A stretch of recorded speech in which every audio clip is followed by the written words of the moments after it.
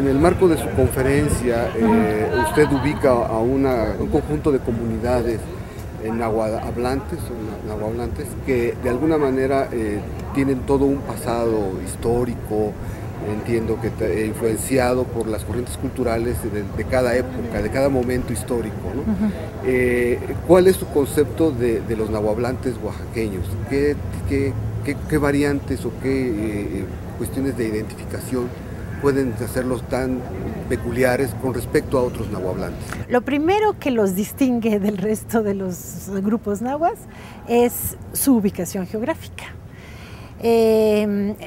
Están ubicados en lo que se conoce como la Sierra Mazateca, que a fin de cuentas es la parte sur de la Sierra Negra, que empieza más o menos en Veracruz, es decir, cerca del Pico de Orizaba, y corre por el este de Puebla, y precisamente continúa, digamos, hasta el Istmo, ¿no? Pero la mayor parte de los grupos nahuas están ubicados en la Sierra Negra poblana.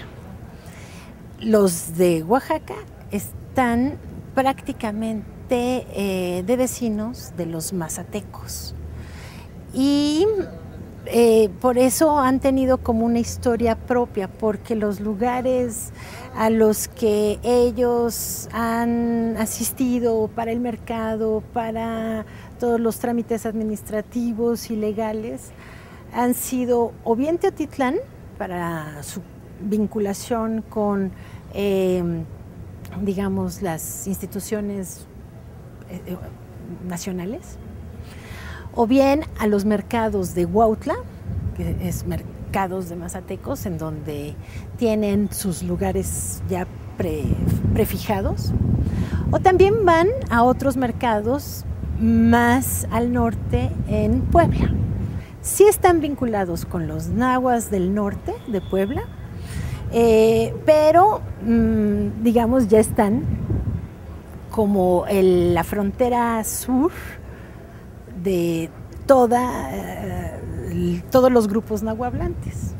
Bueno, ¿cómo afecta esta separación geográfica en sus variantes dialectales? Vamos a decir, ¿hay una gran diferencia o hay influencias de otras lenguas, préstamos, etcétera?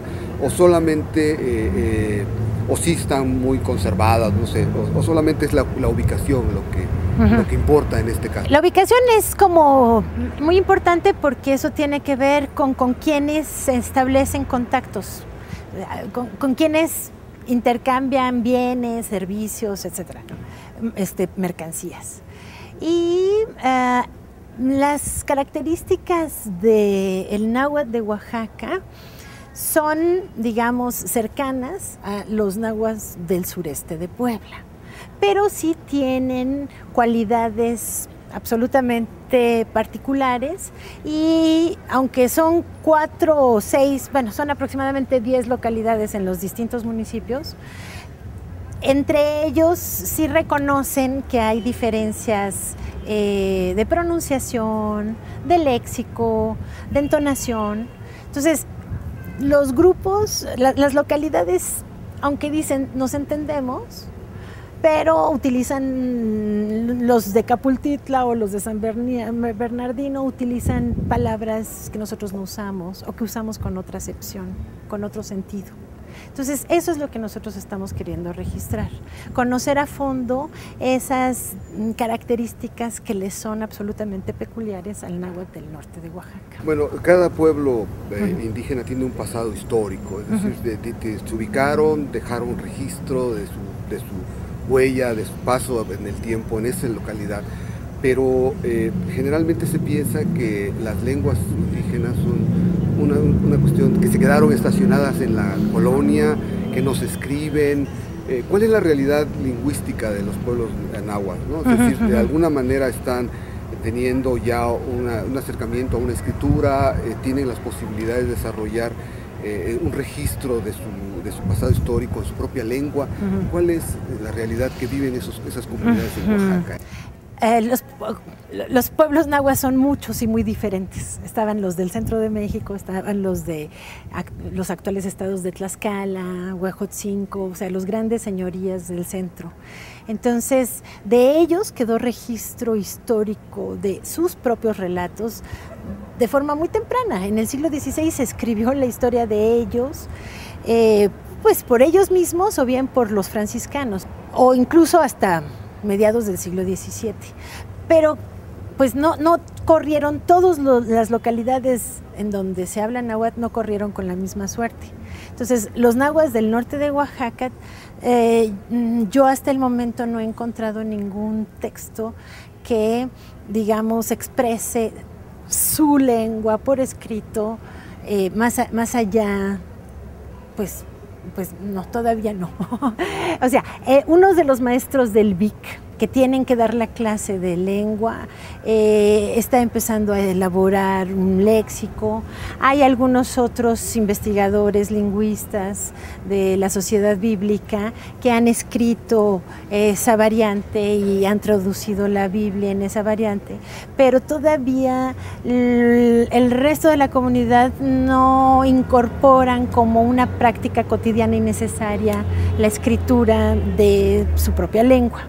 Entonces, y en buena medida porque pues no hay ninguna institución ni educativa, digamos, ni económica que incentive la práctica de la escritura y el registro de su propia historia.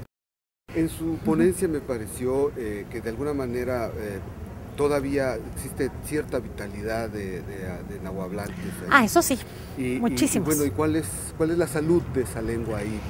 Porque se piensa que las lenguas todas están extinguiendo, ¿no? La presión que ejerce el español, precisamente a través de la escuela, a través de todas las instituciones de gobierno, digamos, vinculadas al gobierno nacional, por supuesto que es indudable, ¿no? O sea, es una presión, es un avasallamiento del español y, digamos, en como su interés por la sustitución del náhuatl. Sin embargo, yo creo que goza de cabal salud, por lo menos en los municipios de Teopoxco y Texcalcingo, aunque los mismos habitantes de estas localidades se quejan de tener un náhuatl ya muy mezclado con el español.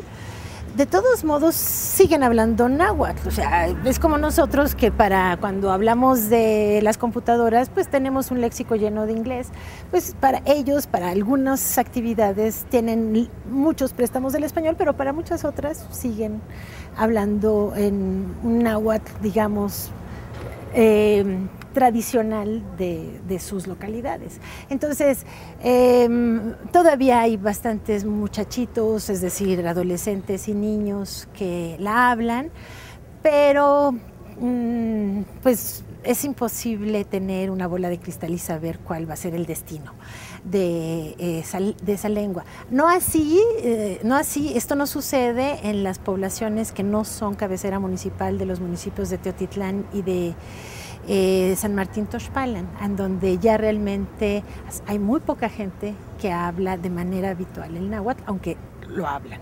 Entonces, pronósticos imposible de saber, pero sí creo que son comunidades cuya fuerza cohesiva, digamos, apunta a la idea de que pueda permanecer durante mucho tiempo esa variante. Una de las grandes quejas que hay, como todos esos conocimientos que se vierten en este tipo de coloquios no se incorpora al conocimiento general, vamos a decir, escolarizado. ¿Cómo vincular el conocimiento tan especializado que ustedes tienen para que esos pueblos puedan recuperar su memoria histórica, para que puedan sentirse orgullosos de su pasado histórico? Dándoles a conocer la versión académica que tenemos en los centros de investigación de el pasado de esas comunidades, pero en diálogo con la forma en cómo ellos, digamos, cuentan su propio pasado. Ninguna de las dos versiones es privilegiada. el hecho de que estén escritos y sean más antiguos, pues nos lleva a pensar que son los documentos escritos que tenemos más importantes que la tradición oral. Pero yo creo que hay que empezar a conjugar, por un lado, las formas distintas de narrar el pasado, pues porque a fin de cuentas el pasado es absolutamente indispensable para una proyección política de la supervivencia del grupo, y en esta especie de diálogo de las dos tradiciones, que la misma gente encuentre una síntesis y por lo tanto pues dar a conocer la versión escrita de la historia y confrontarla, enriquecerla, digamos, ampliarla y matizarla con la forma de las tradiciones locales. Una última pregunta, en el marco de este quinto coloquio de lenguas otomangues y vecinas, ¿cuál es tu percepción de lo que está encontrando en el intercambio con otros académicos, ¿no? de información? ¿Cuál es tu percepción de lo que se está haciendo por las lenguas en Oaxaca? Y bueno, en específico de las otomangues, ¿no? Bueno, yo que realmente conozco poco las lenguas otomangues porque es un universo complejo, difícil. Para los hispanohablantes es muy difícil entrar, o para los anglohablantes es muy difícil entrar a las estructuras de las lenguas otomangues. Y entonces yo creo que este ha sido un espacio muy rico, de mucha información y de una progresiva ampliación de, digamos, contagiar el interés, el gusto, la pasión por entender estas formas de expresión tan únicas que han generado estos territorios como Oaxaca o Puebla, o sea, que son en donde originalmente estaban los grupos hablantes de lenguas otomangues. Entonces, ¿qué impresión tengo? Que ojalá se contagie el gusto por entender estas formas, porque a fin de cuentas hablar es una conducta y es una manera de intercambiar. Entonces, entender cuáles eran las formas y cuáles son las formas que otros grupos humanos tienen de intercambiar información, hablar sobre el mundo, hablar sobre lo que te interesa, ¿no? Hablar sobre todo.